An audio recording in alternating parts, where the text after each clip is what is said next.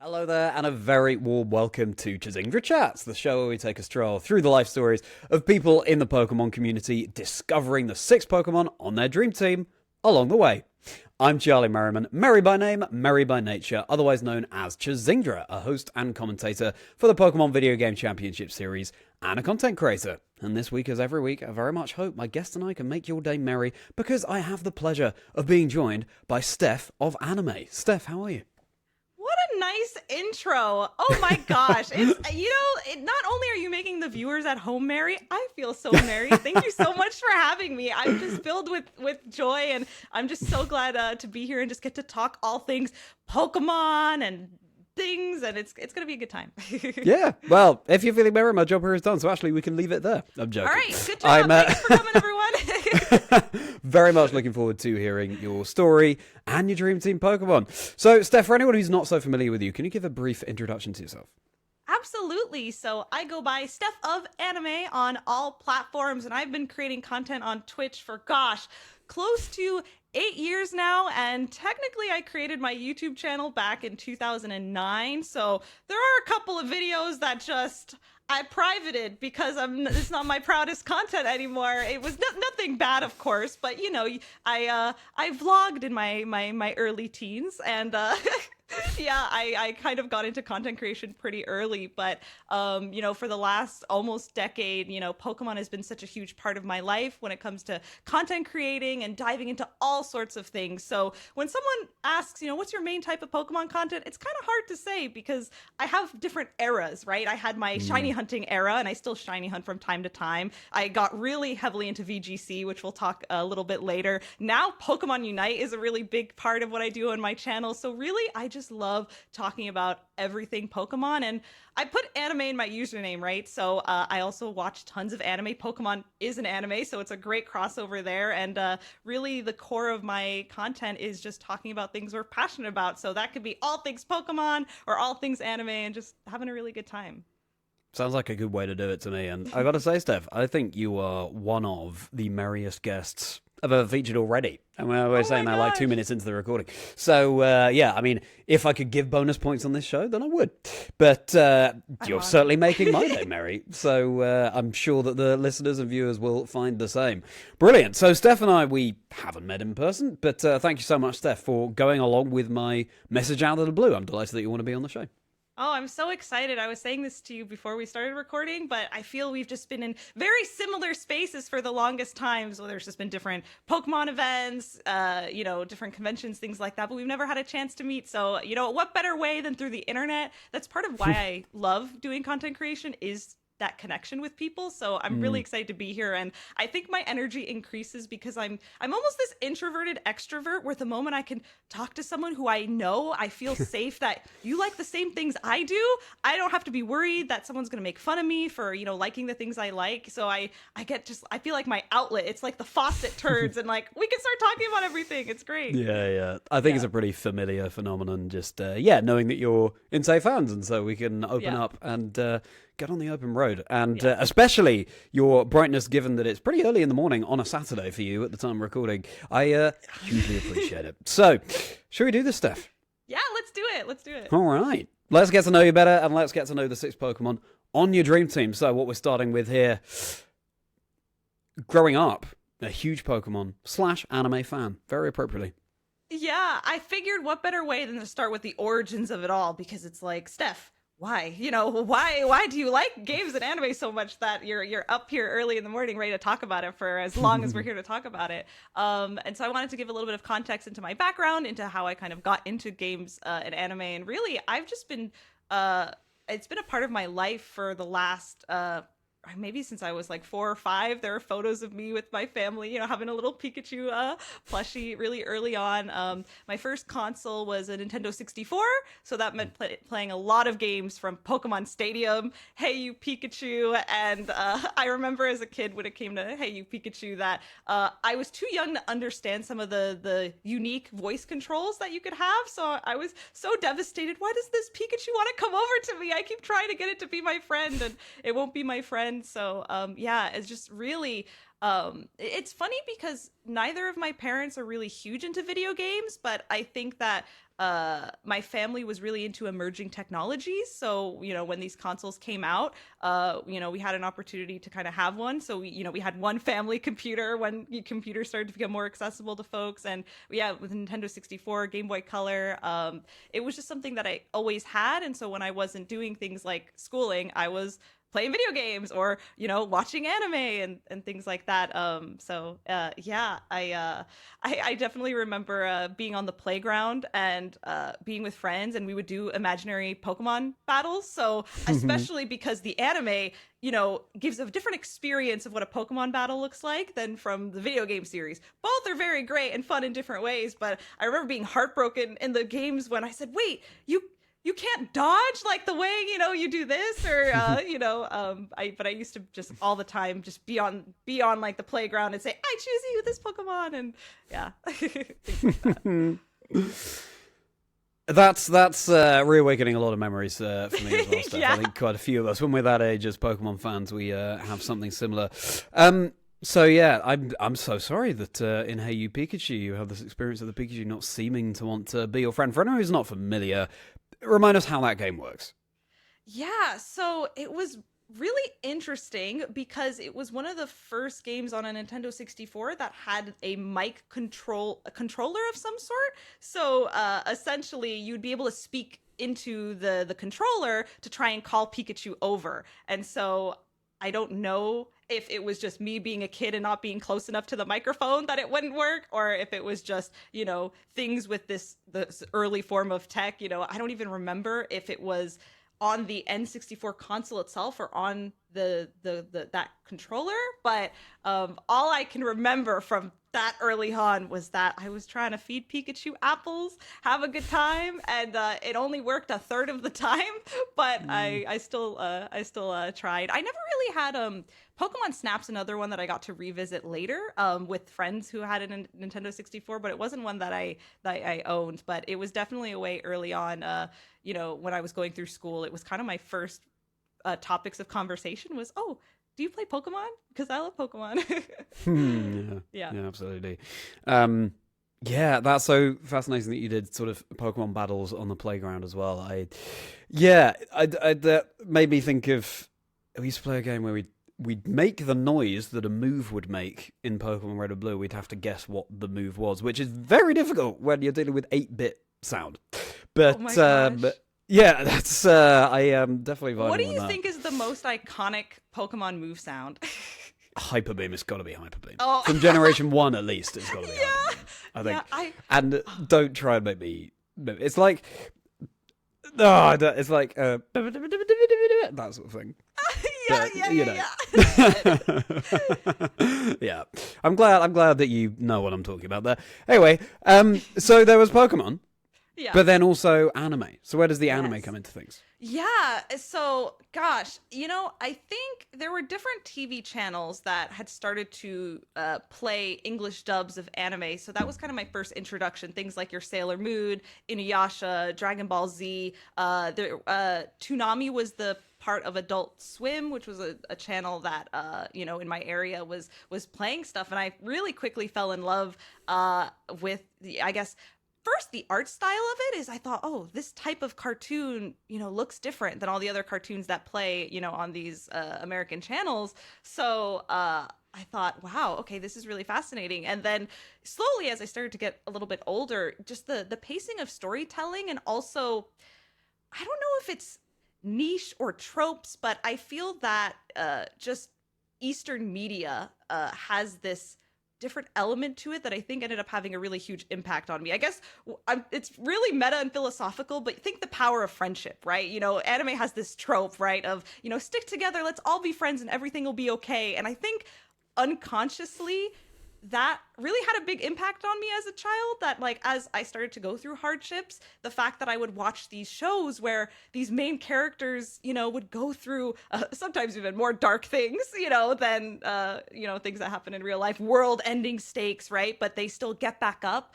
I think that had more of an impact than I realized, and I really clung to it. That as I started to go through struggles, like I had this thing, and tying it into Pokemon, I used to name all of my Pokemon after different anime characters. So when I started watching Naruto, my Ninetales was of course named after Naruto, and like it's something that to this day I still nickname my Pokemon after either current anime that I'm watching, it was a really huge part of me growing up, and I think in a weird way, when I started to try to find my identity and how do I want to be as a person, you start, especially in your teens, trying to figure out who am I, what do I want to do, I think, okay, if I was an anime character, but in real life, a little less dramatic, right? A little less dramatic, tone it down a little bit, but how do I want to live my life? And I thought, you know what? That makes me feel good. So I want to be someone kind of like that, That's so wonderful to hear that you took that mantra, so to speak, from anime and just applied it to whatever was happening to you at the time. I think there's a lot of wisdom in that. And on that note, it's now time to discover what the first Pokemon is going to be on your Dream Team. So as a reminder, everybody, the aim here is not for Steph to build the most competitively viable team in any way. It's just the Pokemon that have been the most special to Steph over the years, and Steph can define that in whichever way she wants. I have no idea what they are. Steph has chosen these in advance. So, Steph, tell us what's going to be the first Pokemon in your team. I figured for the first one, we'd start with the easiest one, the one that most folks learn about me very, very quickly from jumping on call, and that is Glaceon. Glaceon has been my favorite Pokemon since Gen 4 released, and I was thinking before coming on this podcast, why is Glaceon my favorite? It just sort of has always been.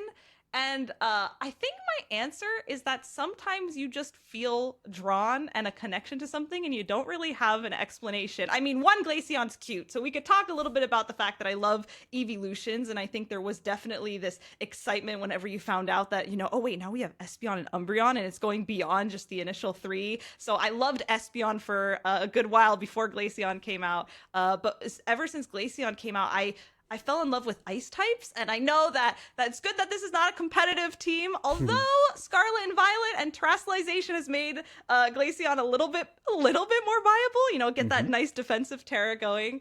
Glaceon, it's tough to know why I picked it, but I know I've always just loved the aesthetic of ice types. I think Glaceon's really cute, and so that's just my friend who is sticking with me until the very end.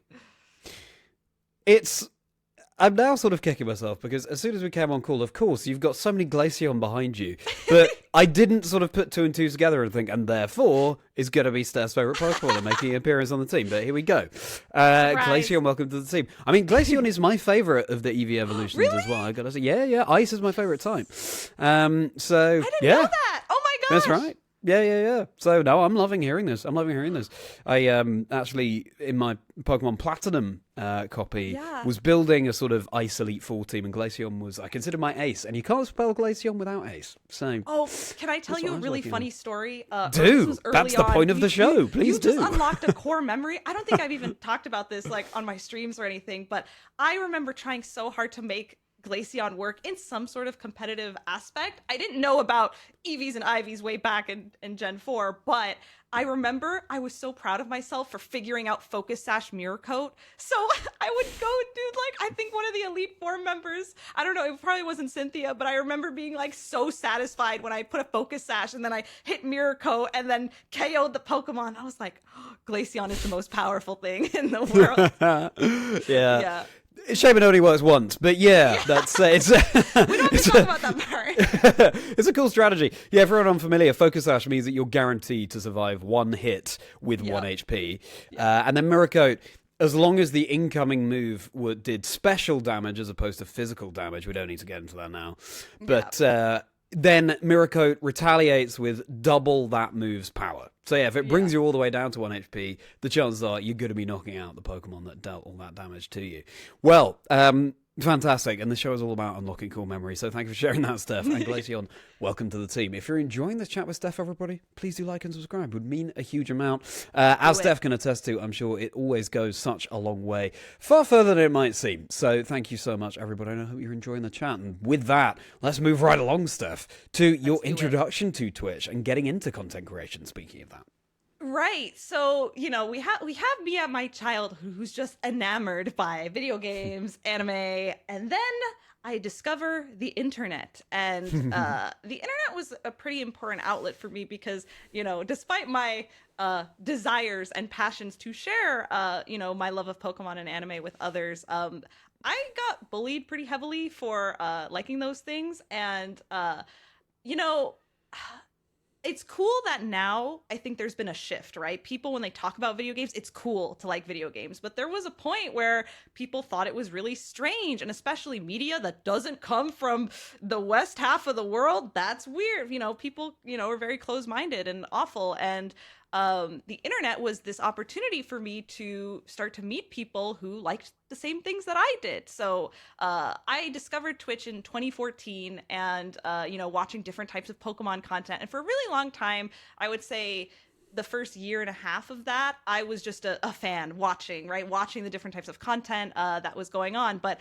I was also, through YouTube comments and forums and all these types of things, just interacting with people. And that led to me making friends. And so I ended up having this group of online friends. And, we ended up starting this group channel together. And it started with things like playing Mario Kart together, to then being, on streams, and one of those friends ended up going to be a full-time YouTuber, and so that was kind of my introduction into, wow, people can do this and become eventually full-time with it. And I said, I don't know about all that, but I definitely want to try and have my own channel and check things out. And so I started streaming on Twitch in 2016. Undertale was the first game that I ever played. A very, very fun one at the time. And eventually I ended up starting to stream my shiny hunts. And then from there, I was like, oh, I'm obsessed. I just want to play Pokemon all the time. I could be talking about this with everybody. So gosh, it kind of, I think me spending that time watching and really embodying being a fan was really important, that as I became a content creator, I think about myself as that viewer, right? And part of the reason I continue to stream is I had this really special moment where someone was having a really bad day, and me and the folks in chat, this was super early on, it was like within a year of streaming, and we made them feel better. And I was like, whoa, this is not just me like having fun and talking about like Pokemon, but I'm having an impact on someone's life, and not everybody has the support systems around them, and we can facilitate that space. Whoa, this is so cool. And so that is what kept me continuing to stream and focus on, okay, I want to make sure I moderate my space so that this is somewhere where people can come in, talk about their passions, and as long as you're not hurting anybody, I want you to be excited and be yourself and be authentic. And that was kind of what for me changed it from, I'm just kind of here, having a good time, to wait, there's something more that I can do for others. And that just kind of steamrolled me multiple times a day for now close to 10 years, continuing to do what I do. It speaks as well to that that motto, that mantra we were talking about from anime that you were watching when you were, growing up and still to this day. So it's fantastic you were able to foster that in your own community. And it also, of course, goes back to, very unfortunate experiences, and I'm sorry to hear about it, of you not just being accepted for who you were and the bullying that you experienced, and the fact that, again, you were able to create a safe space for people. I'm sure on some level it was sort of you saying to yourself, well, this is what I would have wanted as well when I was... Yeah, 100%. And, it's so funny with the internet, right? Because rightly so, there's a lot of things to criticize with like overusing social media, or people using it for negative reasons, and the worry about your attention span, and there's a lot of negative, as we've seen, long-term effects of the internet. But I think not a lot of people talk about, especially you look back now like 8-9 years ago, the way that it like fosters connection. And for accessibility purposes, there are so many people who, maybe can't leave their house for some reason, or, don't have this opportunity to meet people around them. And the internet really provides that for folks. So it's so complicated and nuanced, because I have this love of the internet for those reasons, but I also recognize that, times get really turbulent online at the same time too, right? So it's fascinating. But I know for me, I have to lean more positive to the fact I'm grateful that the internet exists, because it changed my life, Yeah. I think you can't really have any invention, anything really, without some negative aspects coming in as well. Yeah. So no, that's understandable. And as you're growing up, again, I'm pleased that you're able to find a community of people with whom you were able to start looking into streaming and content creation and that sort of thing. So you were streaming shiny hunting and so on. You were streaming playing Pokemon games around 2015, I believe you said. At that point, what was your favorite of the Pokemon games? Ooh, that's a good one. Okay, so the first game I started to regularly stream was Sun and Moon, actually. I'd played all the other ones previously, but in terms of what I started to learn to shiny hunt in, that one's special to me because of that. My first Pokemon I ever hunted in there was a Bagon, and I remember using the SOS method, and as they were falling, you call allies for help. That was always really fun. But it's tough because, I think oh gosh, it's tough. My favorite game of all time is probably Platinum, but okay. I think Platinum is my favorite of all time, but they're all kind of really neck and neck close. I love Gen 6 for a multitude of reasons, but I'm going to save one for later. I'm going to save one as a surprise for later. But yeah, I think with regards to content creation, Sun and Moon is really special because that's when I really started to kind of form content plans and collab with friends and things like that. Yeah. Yeah.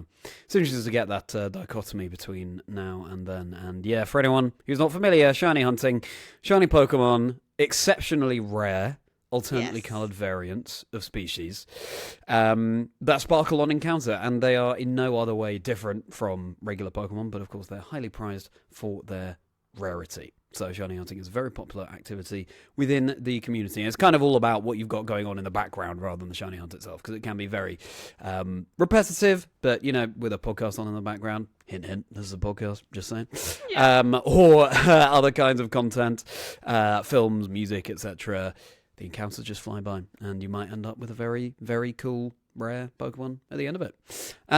Speaking of Pokemon, time to discover the second one on your dream team, Steph. So, who's going to be joining Glaceon?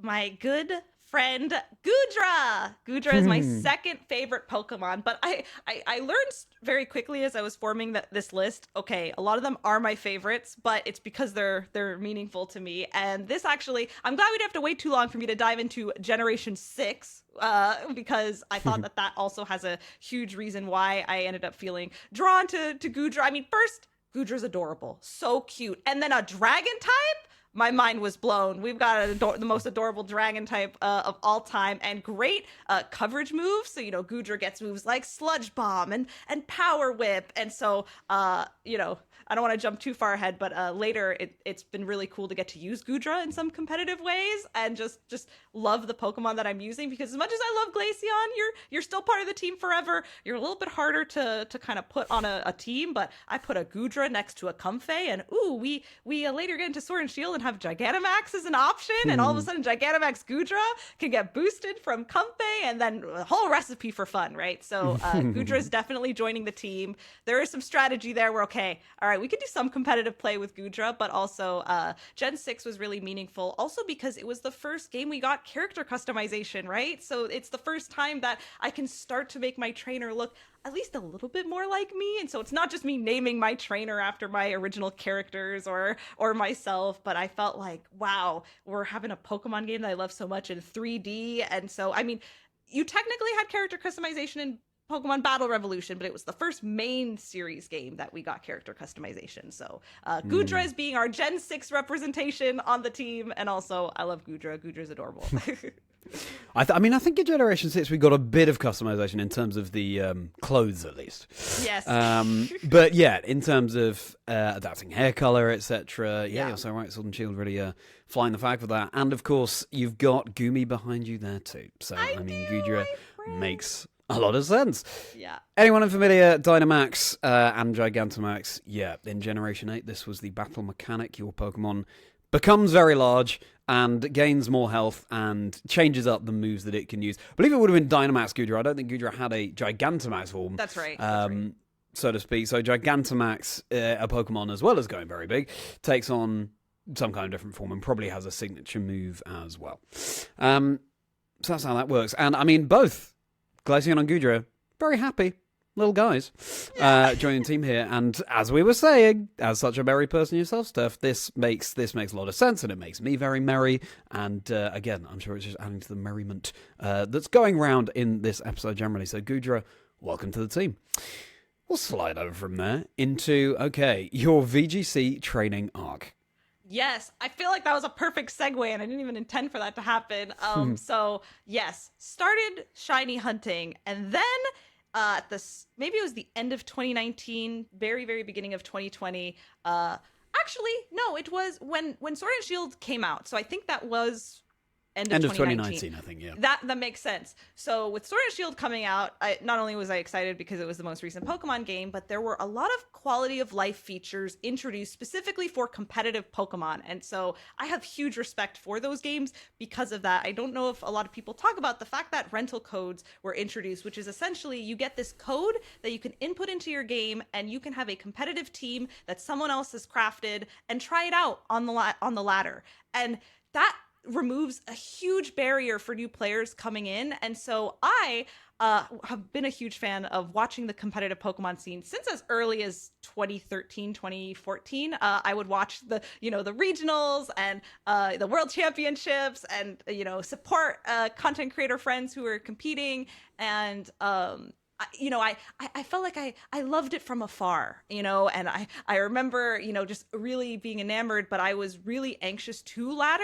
One, to make sure I'm doing my spreads right and learning about, the different types of ways to boost your stats, right? And to make sure that your Pokemon are the most optimal for those games. And I was really intimidated by that. And so the fact that Sword and Shield said, you can input one code and you can just try it out, I said, you know what?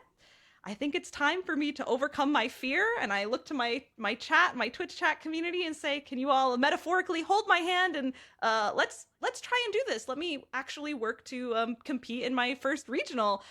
So Sword and Shield was a huge reason why I was able to do that. And, things took a turn in 2020, with a lot of the world shutting down. And it changed that I wasn't able to, I was living in Toronto at the time, in Canada, because I'm actually both Canadian and American. I forgot to mention that, but I've gone back and forth between. So I was often living in the US for a while and then in Canada. Mom's Canadian, dad's American, family divorce. So you get to go up to see mom in the US to see dad. I was going to compete in Toronto regionals, but when that didn't happen, I instead got to do online grassroots tournaments. So the lucky, thankful thing is, again, because of the internet, is, I was already someone very familiar with staying home and looking to the internet to find solutions. And I started getting into it. And that opened a whole new can of worms of, oh my gosh, I didn't know all this about Pokemon. And now I have more things to dive into. And so that's been really, really fun. And it's been great. Yeah.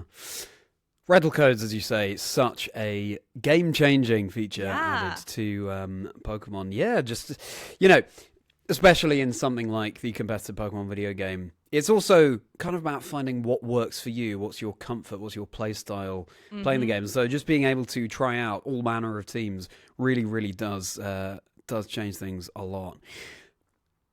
Do you remember what your very first encounter with competitive Pokemon was? When you first saw it, did you think, oh, cool? And then only later did you get into it? Or when you first saw it, did you think, oh, wow, I want to do that?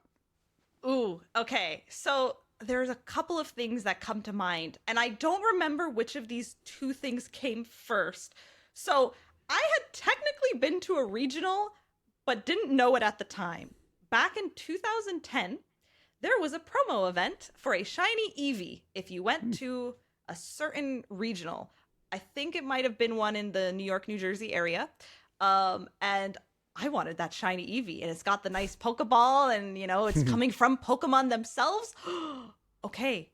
And I brought my in-party team to this event, and I remember being in this long line of competitors, and it was great because I made so many friends. I was like, wow, this is really cool.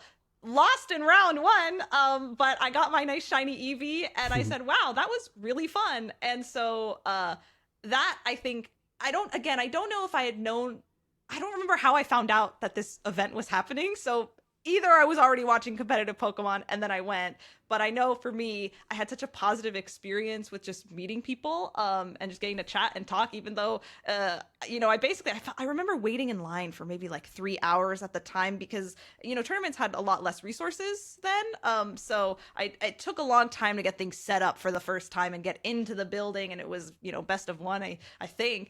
It was that or I left, not realizing it was more, but I think early then it was like that. And so, yeah, I think it was kind of in tandem of being on the internet and then watching folks and watching, those really early live streams that, would be on the Pokemon channels and stuff. Yeah. That's fascinating that you had a brush with competitive Pokemon before realizing that you had, really. Yeah. And yeah, when you say spreads, where you focus the training in each of your Pokemon, you can sort of adjust their stats to your choosing, so to speak, depending on whether you want them to be bulkier, take more hits, or do more damage, or be faster. It all depends on how you want to train your Pokemon for whatever team you're building. And with that, now it's time to learn what the third Pokemon is going to be on your dream team. So who's going to join Glaceon and Goodra? Is it going to begin with G again? Let's find out. Yeah, it is actually. Oops. Oh, wow. Yes. Oh, you can read me like a book. So I wanted to pick because Sword and Shield was so special to me in teaching me to actually play VGC. It's not fun to say my first regional was I brought my in-party team. Like that didn't feel competitive to me, but when I thoughtfully, created a team I liked and was enjoying, that brings us to Gmax Lapras. So I loved using Gmax Lapras so much because, in combination with Comfey, who I love Comfey as well. Comfey's the honorable mention where I like Lapras a little bit more, but it was really that power duo of Gmax Lapras and Comfey that I admittedly used that team core and combination for longer than I probably should have. Pokemon has different regulations, so there's a meta that shifts depending on what are the rule sets. Can you use legendaries? Can you not use legendaries? And I think that duo probably overstayed its relevance in the meta on my teams, but I had so much fun. First of all, the aesthetic of Gmax Lapras, you have this beautiful aura that has music notes on it. I thought, oh, that's one of my favorite designs right there. Then you have water ice typing, and so you got my ice types that I love very much, but a little bit bulkier, has some really great move sets there, and then you can make it big. And Gmax Lapras, its special ability is that it's able to set Aurora Veil, so it makes your team super bulky. That, and then in combination with Comfey, that kind of can do some fun shenanigans. I think my favorite types of teams to play is the one that has a little bit of a gimmick, which when you were in a closed team sheet format was very exciting and fun. With open team sheets, you have to be a little bit more careful with what kind of gimmicks you do. But I loved that when you use Comfey, you could actually use a grass type move on your Lapras, and if you put a weakness policy on it, if it gets hit by a super effective attack, then you will boost its stats. So I loved this idea of, people don't expect you attack your own Pokemon? What? For a casual player, that's mind-boggling. If you're in competitive, you've seen it in a lot of different ways, a lot of creativity, and that's the stuff that I love about competitive Pokemon. So that is why I love Lapras, because Lapras was just my favorite competitive team to use, especially with that bigger format. And not everybody enjoys, the Dynamax feature as much as some other types of ways to play competitive and different mechanics that come with different Pokemon generations. But for me, it's probably a little bit of that's what got me into it, but I don't know, I thought it was a little bit more forgiving as well. I can make any Pokemon big and bulky, and we have a chance to win this. So yeah, I love Lapras. Yeah. You can only Dynamax or Gigantamax one Pokemon on your team that lasts for 3 turns. Yep. So the decision is crucial. And yeah, as you say, Gmax, that is the abbreviation, of course, of Gigantamax. Yes. And I haven't thought about Gigantamax Lapras for a very long time, but that's, a lot of fun. A lot of fun to use that Pokemon competitively. I did, yeah, I certainly did. Yes. Because like you, fan of the ice types, I wanted to make them shine somehow. In fact, I think I built, again, a mono ice type team for Pokemon Sword and Shield, which didn't do brilliantly, but it was fun to try and... Can you speed run? Tell me what 6 Pokemon were on it? I'm curious. Yeah. Okay. Let me see if I can remember. So, Gigantamax Lapras, Octavish, Oh, Galarian, Darmanitan, perhaps. No, I'm not sure about that. Maybe. Frostmoth, because I love Frostmoth. oh, Frostmoth, nice. What else was there? Probably Glaceon. We love to see That it. sort of thing. Or maybe, yeah. Certainly a few Generation 8 Ice-type Pokemon on there anyway. But I didn't put Comfey on my list, but Comfey is definitely an unsung hero because not only can you use Comfey as a partner Pokemon to Lapras, but also with Goodra as well. Yeah. And so, yeah, poor Comfey. Comfey, I love you as well, but I had other stories to tell for today. Honorable mentions, they're going to abound. I mean, narrowing a list down to 6 is always going to be a tricky task, but for now, Lapras, welcome to the team. So, from there, from streamer to the games industry. Yeah, so this is something that I don't often always get to talk about, but, the world shut down in 2020, and I was full-time content creating at that point for, from 2020 through until about 2022. And there are things that I continue to love about streaming, and that is the things we've kind of talked about here: connection with others, talking to people. Love that. Get things like that. Things I don't enjoy: running my own business. I do not enjoy running my own business. There's a lot of admin that people don't often tell you, and sometimes you just stumble into things. And really, with my content creation journey, nowadays people go into content creation knowing they want to do it as either a career or it's something that is very established. But for me, I was just wanting to make internet friends, and then something happened. Is how I kind of see the way things. I feel like I fell into it, and it just sort of happened to me. And so towards 2022 or end of 2021 into 2022, I said, I wonder if there's something that I could do where I can take a lot of the skills that I've learned from streaming and the things that I like, and kind of transfer those skills into doing something else in the games industry. So that's kind of exactly what I did. And so I got one of my first industry jobs for a video game PR agency in 2022. And so it's kind of a little bit of a fun fact that I started to dual wield my content creation with also having a full-time job in the games industry. So I've had the opportunity to work with a ton of different clients and do really cool things at conventions. And I haven't really talked much about my convention journey, but given that I love anime and video games, I have been to many conventions. And so it was cool to go from going as a fan, going as an attendee and enjoyer, to then getting to exhibit at certain booths, and help show off games and, and work with content creators, from an industry side, and also help to kind of advocate for,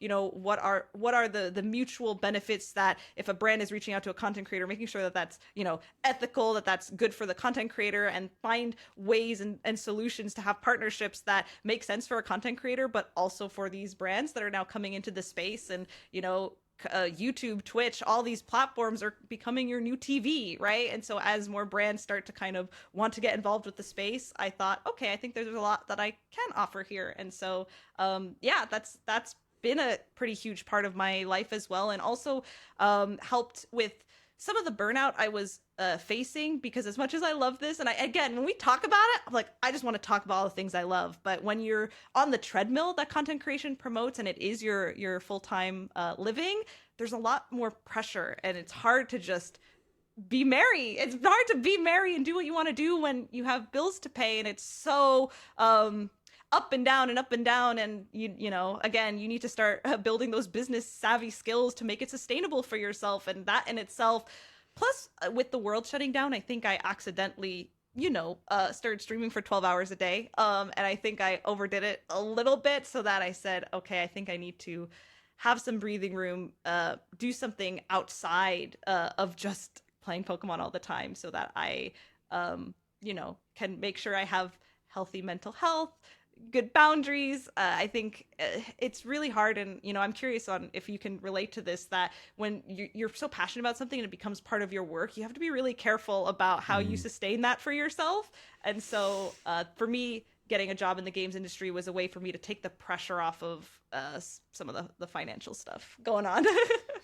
Yeah, you're so right. It's it's this odd combination, isn't it? Because Yeah. on the one hand, you're delighted to be making a living off something It's such you a love privilege, doing. yeah. Yeah, but on the other hand, there comes a point where it's sort of, well, I want to make this, but this would generate more income, and there's got to Right. be a balance between those things. So yeah, no, that makes a lot of sense.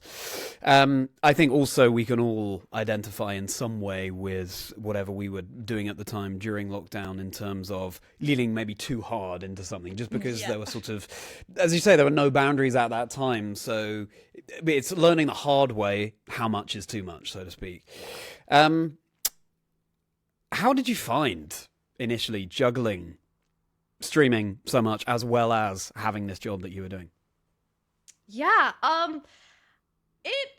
it came in waves. I think at the very beginning, I think I had a pretty good balance of things where, I don't know what had me decide this, but I've always been an evening streamer, and I think maybe it was partially due to a lot of people not believing in me doing the things that I did, but they said, Steph, eventually you're going to have to get a different type of job and do a different type of career. And so I remember building my schedule with, well, if I end up having a 9 to 5, I want to make sure that I don't have to move my stream schedule, ideally. And so it ended up being funny when I ended up being full time, and that didn't matter, and I would stream for all day throughout the day. But I always start as an evening. So as long as I didn't have extra work to do after the fact, it was not too bad. I just, had to sacrifice. You can't stream for 8 hours on a weekday anymore. You have to kind of be okay with shortening those hours. And so at the beginning it was okay.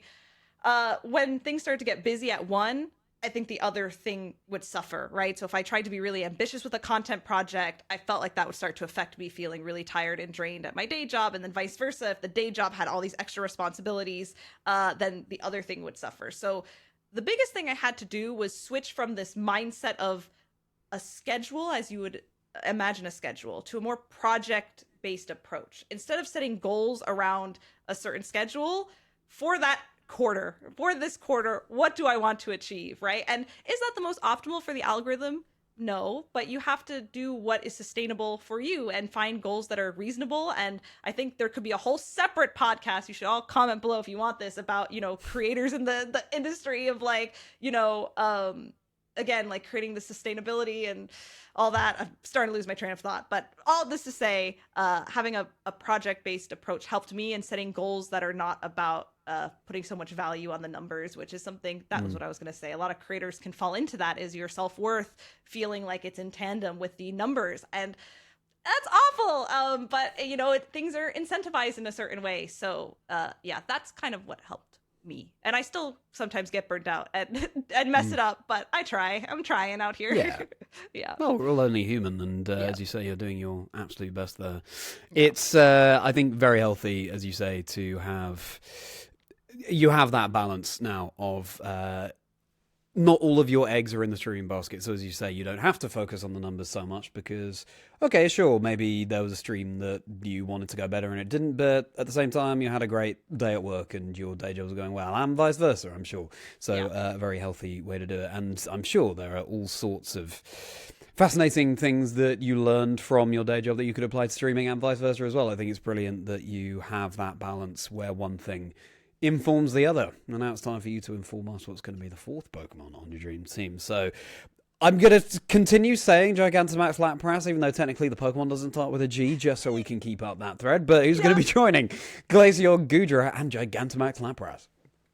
I'm going to pick a really tiny Pokemon, so Great. it's going to throw you for a loop. I'm picking Drifloon. Our good friend Drifloon. This little balloon is so cute. Has a beautiful, beautiful shiny. And I've picked Drifloon for a couple of reasons. I mean, one, it's Generation 4. You think about every Friday you could run into a Drifloon in the Valley Windworks, which was always great.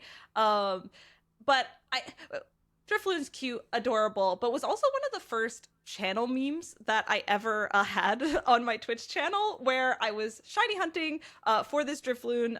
It was in Sun and Moon, I believe, using, you know, the method where the Pokemon calls for an ally, and then you knock out that Pokemon, and then you hope that from the skies a bright yellow balloon will appear.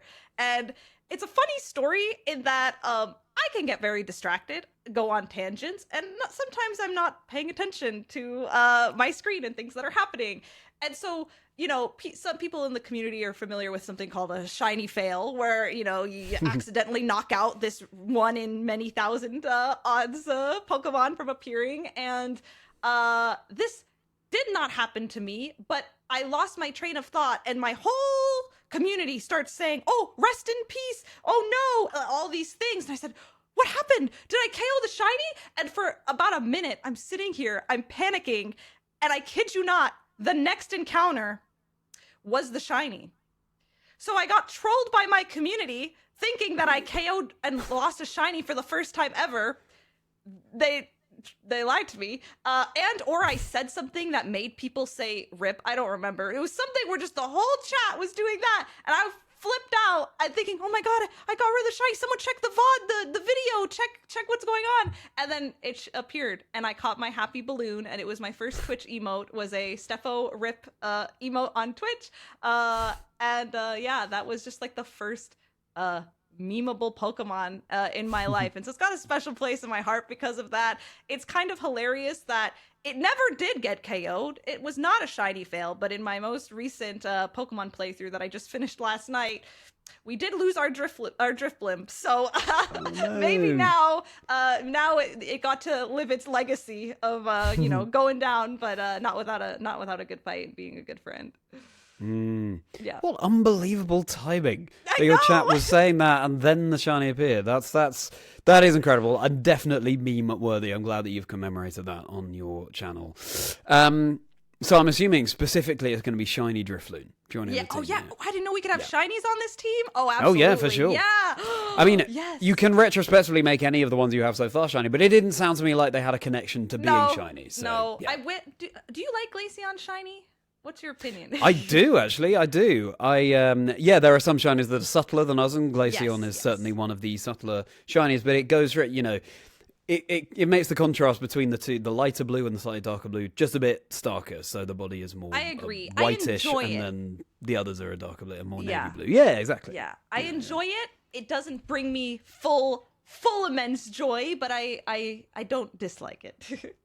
Right, sure. Yeah. No, I'm a fan, I think. So, shiny Drifloon will be joining the team here. Fantastic. Well, let's float over from there into now, casting for Pokemon Unite.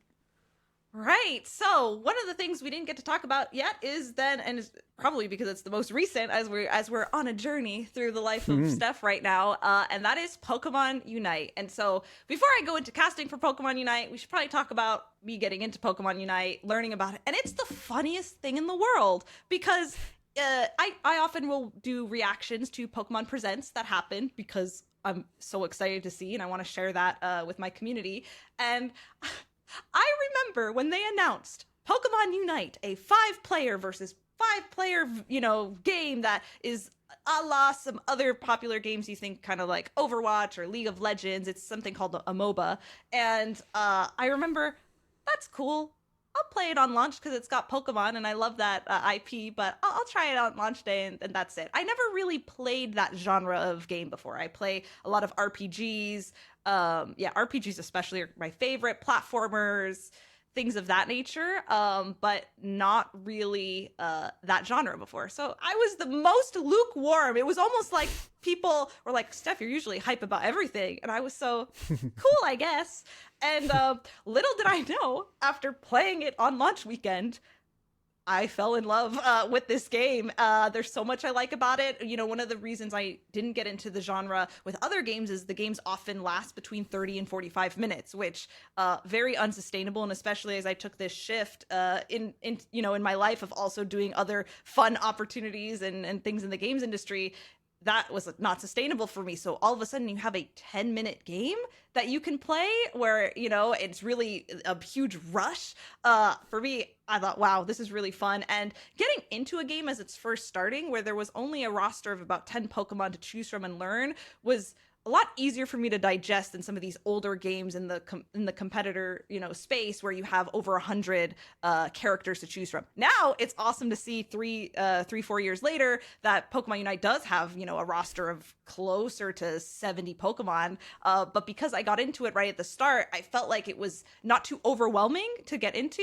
right out of the gate. And so I just really started to play Pokemon Unite. And at the same time, we're starting to get to 8 years of doing content creation and other things, and I think it's really important to try to get out of your comfort zone, right? And to try new things. It's so important to try and embrace change. Change can be really hard, but something I have to actively tell myself is that you will get burned out if you do not continue to try new things. And so for me, I mean, it was one, getting into Pokemon Unite, but also trying out casting for the first time. So, I had been playing competitively now for a good while. And so I started to do casting for grassroots local events and communities. And I would do a mix. So I did a lot of VGC type content and doing some casting for that. And then also for some local Pokemon Unite grassroots tournaments as well.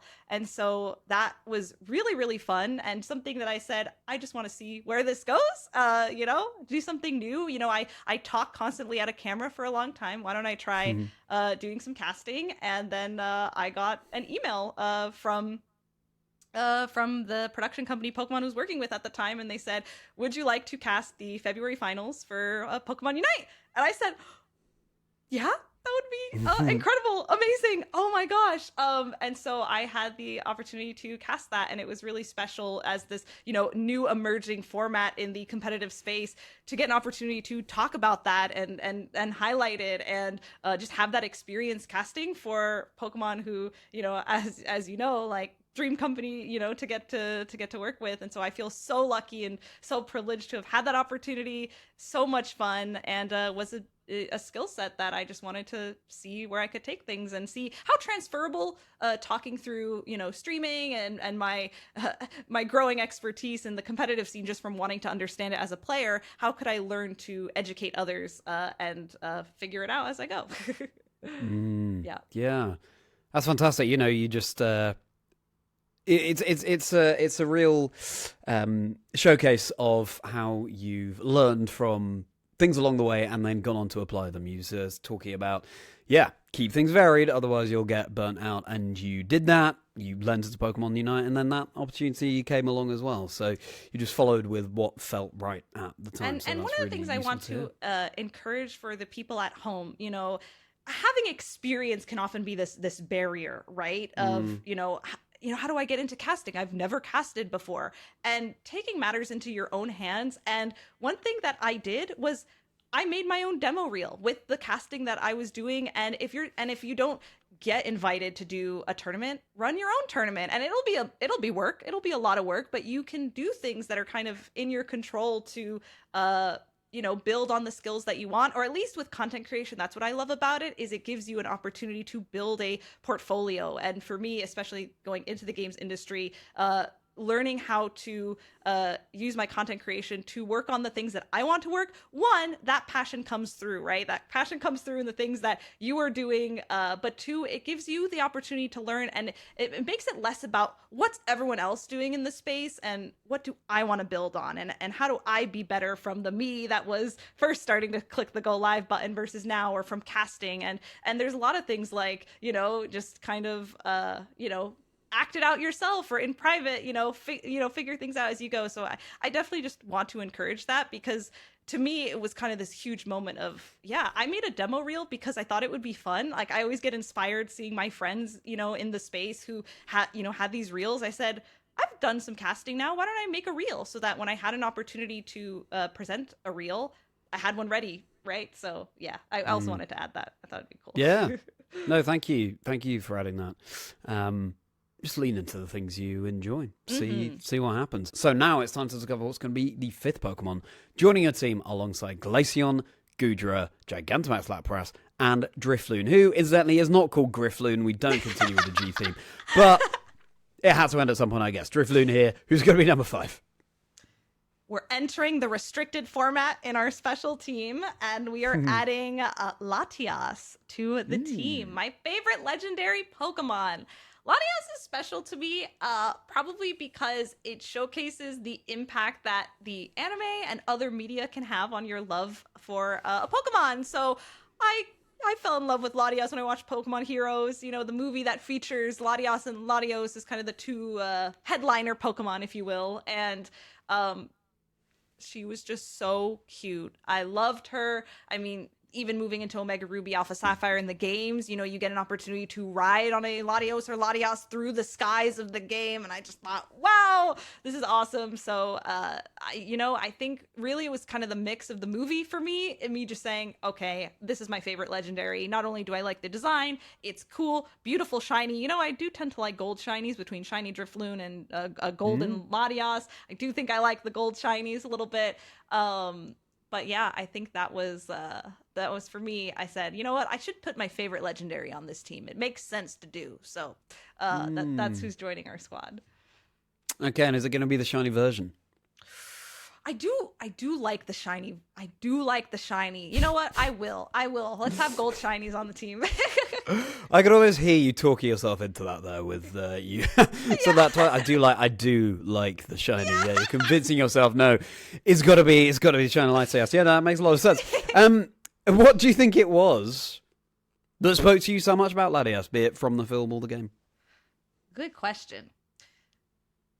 I loved how both energetic and shy Latias was at the same time. You know, the fact that Latias is this roaming Pokemon, so always going from place to place to place. I think I connect with that a little bit. I think that's my energy, is a roaming Pokemon in some way.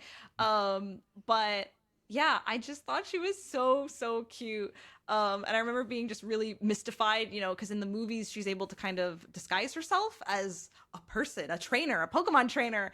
And I remember thinking, that's awesome. And there are a lot of very, very cute moments amongst all the trainers in that movie. And so she's just cute. I want to pinch her cheeks. It's so adorable.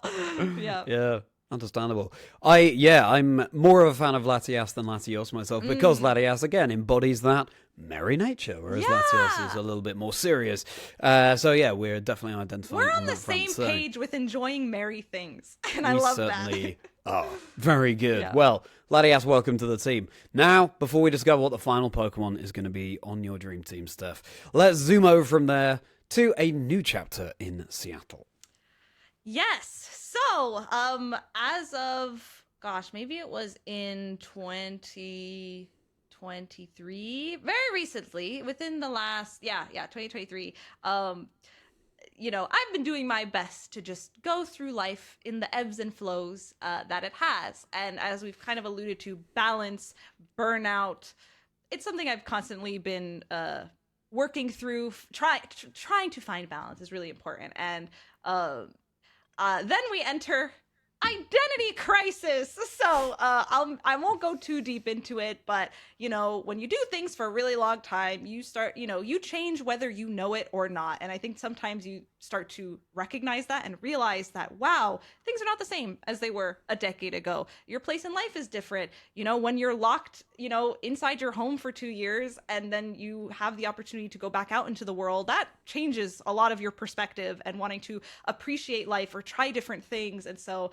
I definitely, coming out of the pandemic, had to wrestle with a lot of anxieties and trying to figure things out. And while I've been very fortunate, having this job, having content creation, I think that I somehow did still end up getting into a very negative place of just not knowing what my purpose is. And it's nice coming on podcasts like this, because reflection can be a good reminder as to why you do the things that you do and why it's so important when you're kind of asked. But when you're around a lot of stressful things in life, I think it can be hard to take that step back. So one of the things with my big move to Seattle was I started to feel really stressed out and burnt out and not really knowing, okay, I've been trying all these different threads in life of different types of things, all kind of connected to my passions, but different things, and I was struggling to figure out what to focus on eventually, and then that in itself can sometimes create some paralysis,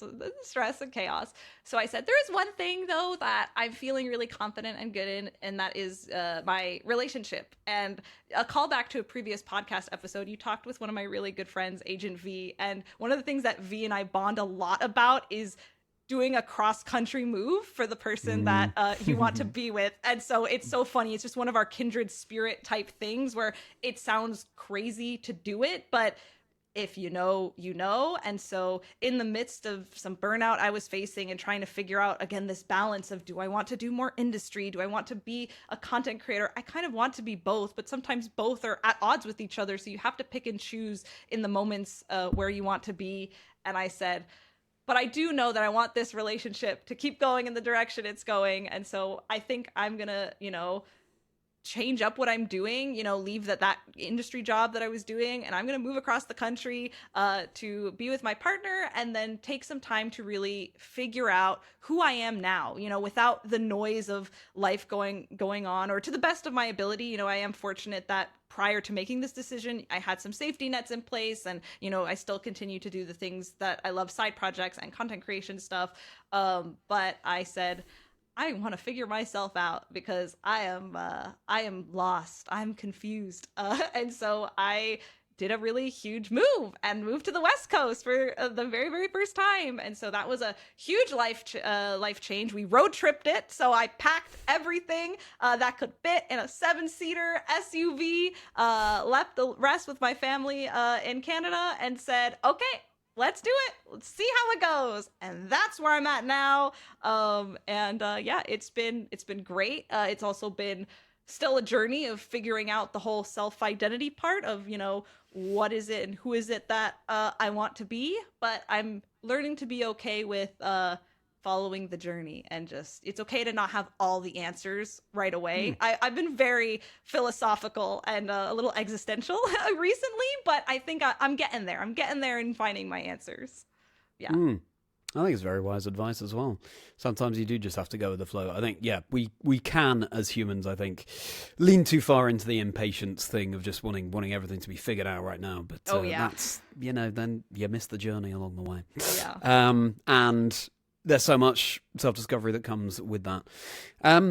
So yeah, of course, Agent V, as you mentioned, I've featured V on the podcast.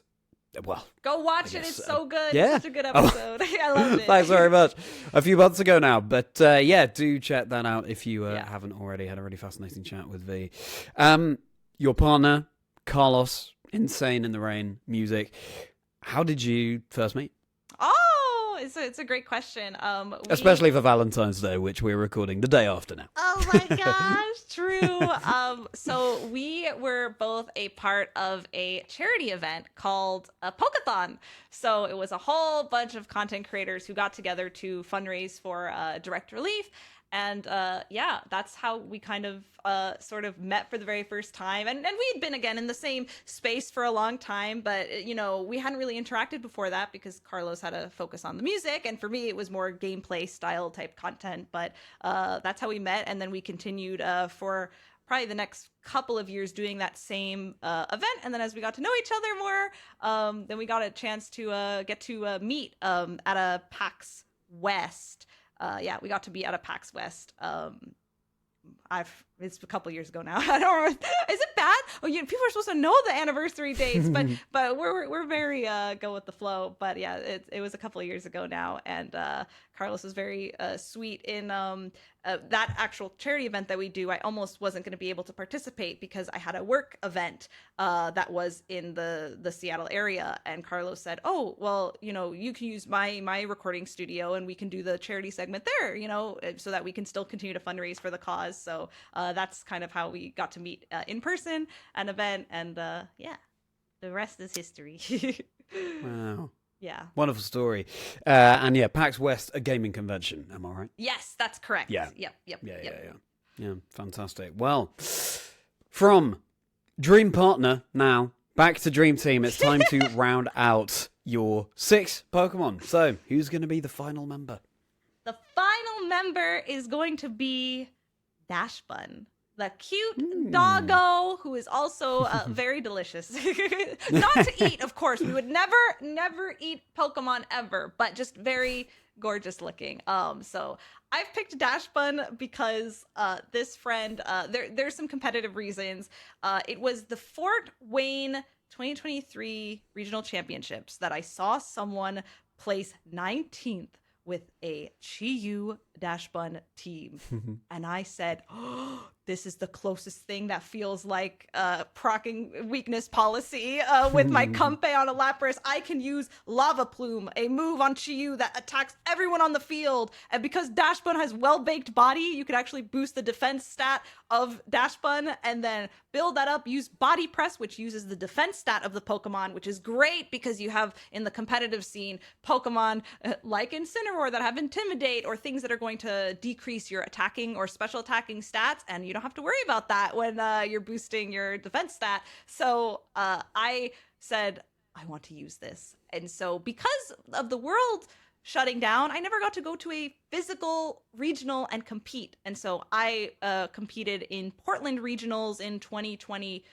Oh gosh, it was either, I think it was 2023. I don't remember when Fort Wayne happened, but all I remember is that going into Portland regionals, I said, I want to use this team or a variation of this team. I think I probably changed it up a little bit going into it, but I had so much fun and got to do my first in-person regional where I didn't bring a party team. I actually brought a team that was trained and ready to have a good time, and I had a blast. And so because of that, I have to bring Dashbun.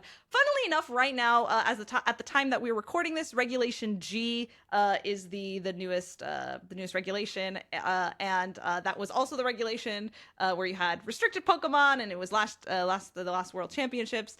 And I'm trying right now to see if I can make Chi-Yu Dashbun work when you have Miraidon and Groudon and all of these restricteds running around.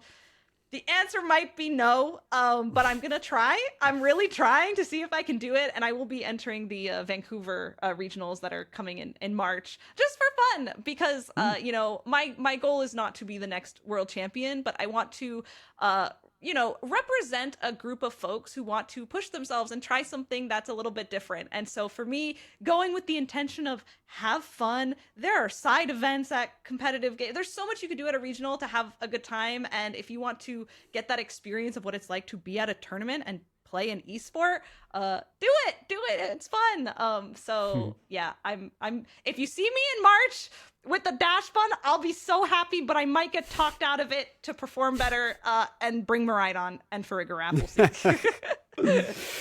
Yeah, I think that's a familiar dilemma. The number of times Kingdra is my favorite Pokemon, the number of times I've wanted to bring that. I wanted to bring it to the Stuttgart Regional Championships, but then of course Wolf Glit goes and wins the last tournament of that regulation with a Kingdra.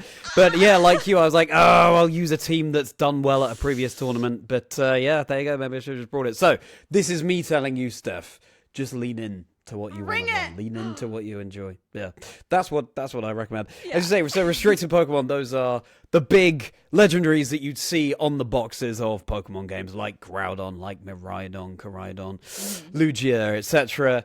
And yeah, regulations actually, as you say, that allows for one restricted Pokemon to be run per team. All of the Pokemon on your team, you got 2 Gs, you got 2 Ds, and you got 2 Ls. Gudra-Glaceon, Darkspun Drifloon, Lapras Latias. Yeah. That's hilarious. Yeah. There we go. Whoa. I love it. I love the unity between all of those, well, alphabetically, but also based on the stories that you've told us. They all gel very well together indeed. Yeah, and very well explained with how Darkspun works competitively. I have a really fun content idea for you. I'm so sorry. Yeah. This is a little tangent off the rails. We need people to tell us if this is a good idea, but you know, maybe as like some specials outside of the podcast, you should bring guests who've given you their 6 Pokemon and have them battle and see what happens. I love that. Oh my goodness, yeah. Really cool. Bring their dream team and see what happens. That's a really good idea. Thank you for that, Steph. Yeah. If it Noted. happens, chat, let us know. Let us know if you Yeah, want it to happen. true. And then people, please let me know if it happens, because that would be hilarious. Oh, I will be the first to let you know, Steph. Don't you worry. But yeah, do drop a comment if that's the sort of thing you want to see, because that's got my cogs whirring in my brain. Yeah. Thank you very much for that, Steph. All right then. So then, Steph, this means, as we just said, your dream team is Glaceon, Goodra, Lapras / Gigantamax form, Drifloon, Latias, and Daxbun. And of course, the Drifloon and the Latias are shiny as well. So, now, have to ask you, Steph, if you were to choose one of these Pokemon to be your partner Pokemon, which would it be? Where's my friend? Where's my friend? We'll bring the small friend. Glaceon, of course. Of course. Glaceon is my partner Pokemon. I love her. Glaceon, your favorite Pokemon. I mean, it had to be. It had to be. And I guess at this point, I mean, you were saying earlier you don't know when. Yeah, it's perfect. Riding on your shoulder, just like in Let's Go Eevee. That's what we want to see. That's what a partner Pokemon does. I think you said earlier that you can't really define when or why Glaceon became your favorite Pokemon, but I guess from your perspective right now, what do you think as an answer to that question? You know how sometimes you meet people in life and you just feel a connection? And not just in a romantic sense, but in platonic senses too. Sometimes you meet people and you just click.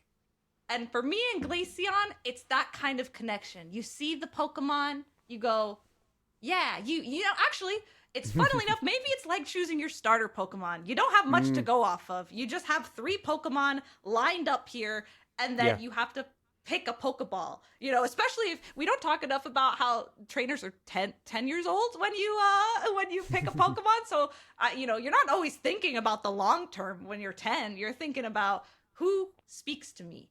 And Glaceon to that is me.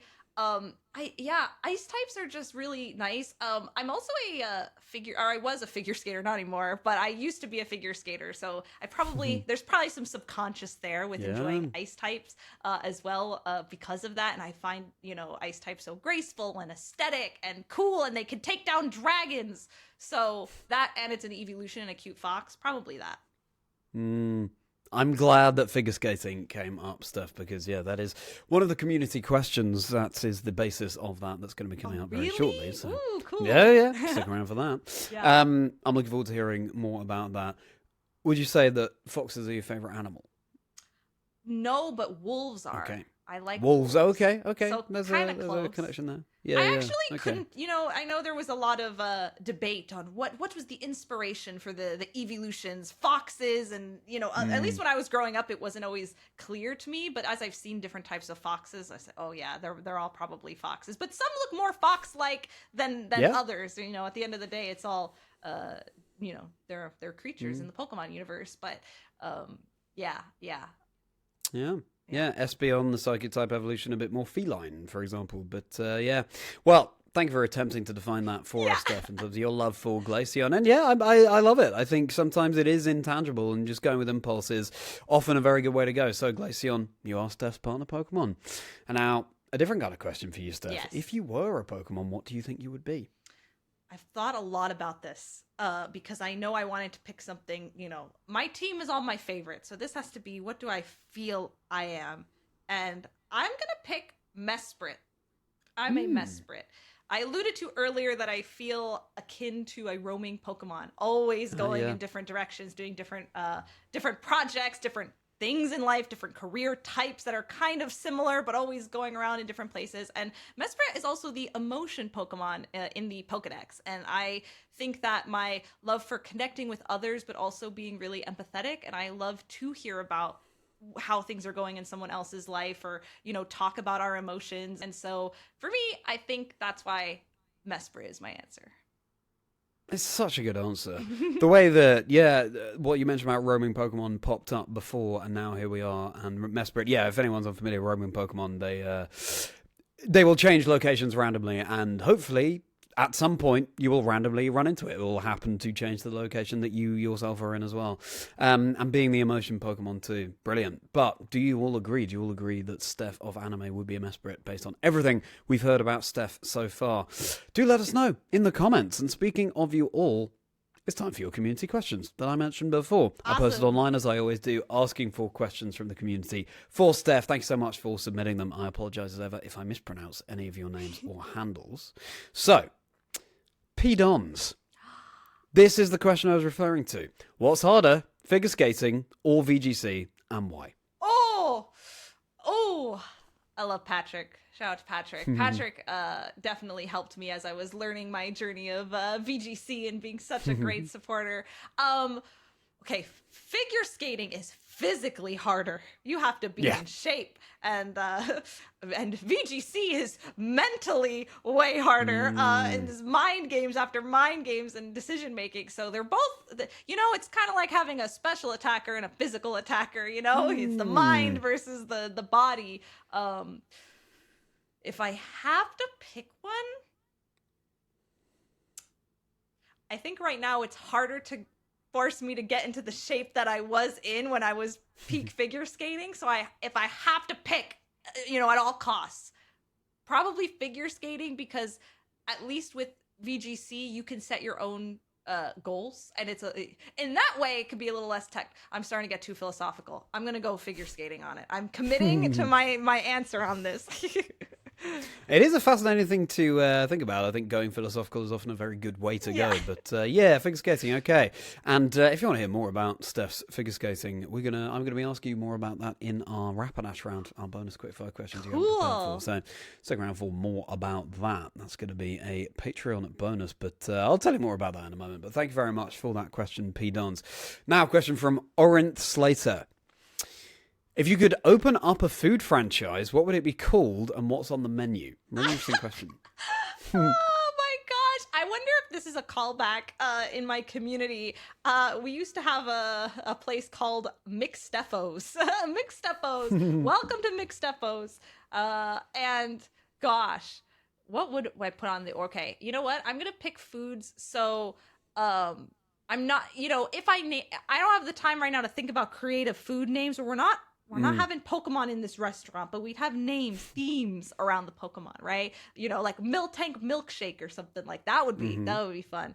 But I guess my favorite foods that I'd want in a restaurant. Oh, I love sushi. I do love sushi a lot. That's there, and I love desserts. So actually, scratch it. We need a cafe. We need a cafe, and it's gonna have desserts, lava cakes and cupcakes and cookies.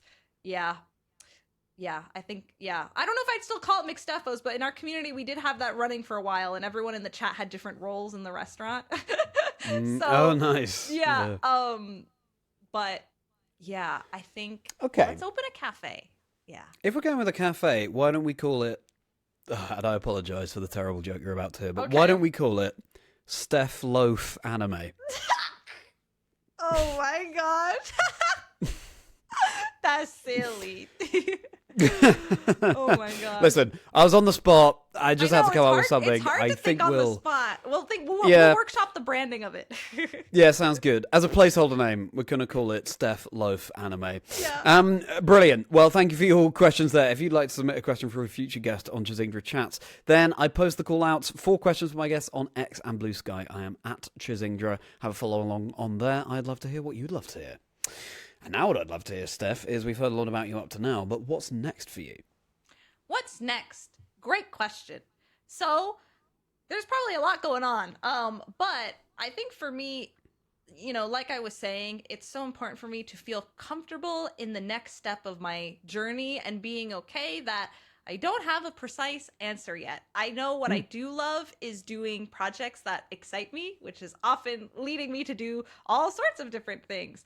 So I guess one thing that I'm going to try in the content world is I haven't really tried doing essay-like video content, and that's something I haven't in all these years ever tried to do, that type of scripted content. So I am looking forward to, with my with my Pokemon X playthrough, finishing up, which I did in part because hopefully we find out some news about Pokemon Legends ZA. At the time of this recording, we don't know when it's going to be released, but it's not Pokemon Day yet, so maybe we'll find out. Who knows? But ahead of that, I would really love to kind of talk about my thoughts playing through Pokemon X recently, and see if that's a fun type of format to do. So in the content sphere, that's something of what's next. But really, the big picture is figuring out who I am in 2025 and beyond, and being okay with the fact that some things change and there are ebbs and flows, and just learning to figure that out as I go.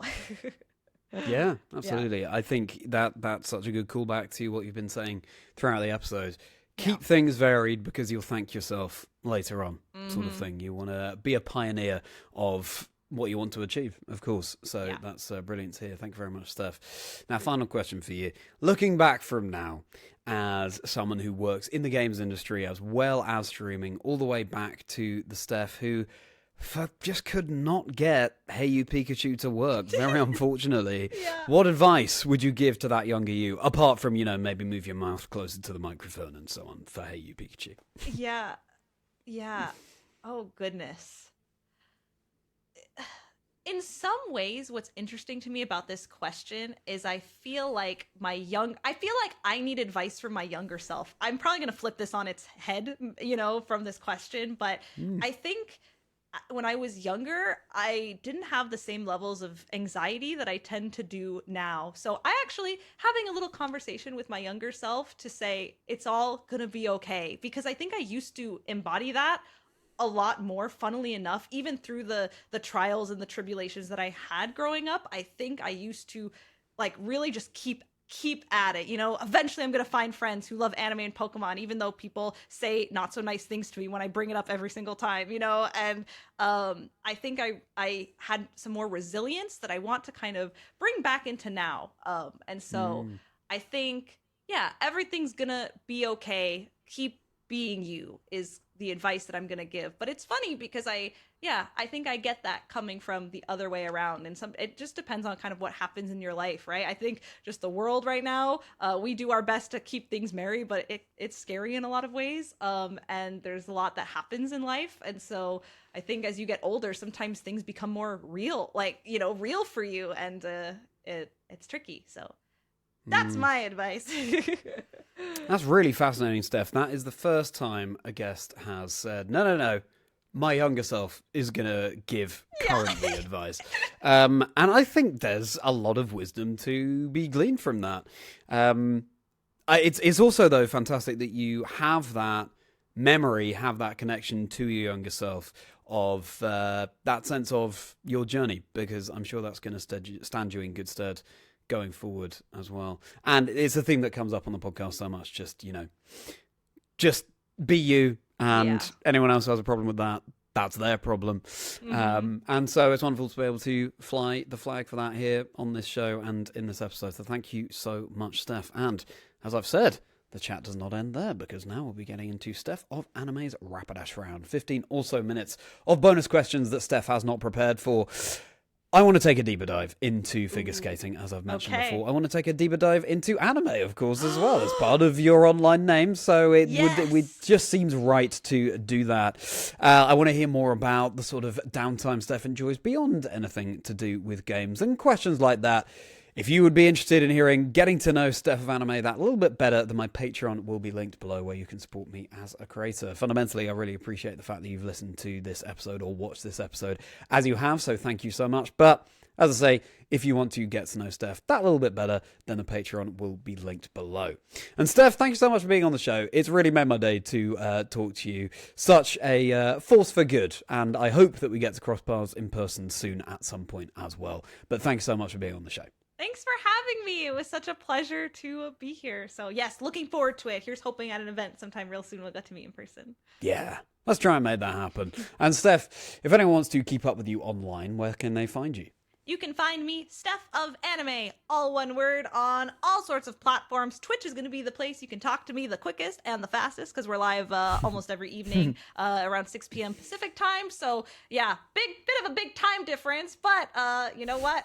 We have a good time over there, and so yeah, definitely say hi. Feel free to @ me on social medias if you have something to say from this podcast or you had some fun thoughts. I just love to keep the conversations going. Yeah, I think 6 p.m. your time would be 2 in the morning for me. I really wish, Steph, that I could tune into you live. Maybe at some point there'll be some kind of earlier stream you do that I'll be able to catch you live for some of. But hey, make sure, if it's feasible for you, that you're tuning into Steph's streams. And now it's time for a bit of YouTube spiel from this side of things. If you've enjoyed, once more, everybody, please do like and subscribe. It really does go such a long way. And please do drop a comment as well. Steph, as always, with all my guests, has given us so much food for thought. Would love to know what you thought of the episode. If any of your own dream team of 6 Pokemon would tie in with any of Steph's picks, what would your dream team be? Let us know. And plenty more episodes of the podcast on the channel. Where this one came from, more than 40 at this point. Competitive guests, casual playthrough guests, shiny hunters, and guests from the Pokemon Go communities, Pokemon trading card game, Pokemon UNITE as well. There's bound to be something for everyone, and spread the word about the show. You can use the hashtag 6Pokemon, One Life Story, and my YouTube channel, Chazingdra. I do all kinds of things. It's not just this podcast. I stream competitively as well as shiny hunting, as well as challenge playthroughs of the games. I make silly Pokemon comedy skits. I vlog events that I cast. So there's so much going on. Make sure you're following along and subscribe to the channel. My socials, I'm at Chazingdra on X, Blue Sky, Instagram, and TikTok. Got my Discord community link below as well. It would be a pleasure to see you in Chazindra's Chocolate Factory. Come and join the merry folk. We are a friendly bunch. That's an amazing name. Thank you so much. Very pleased to enjoy it, Steph. If you have any suggestions for the show, feedback, ideas for guests, for example, chazingdra@gmail.com is the email you need, or you can find me on the socials that I mentioned before. And episodes of the podcast drop every Wednesday.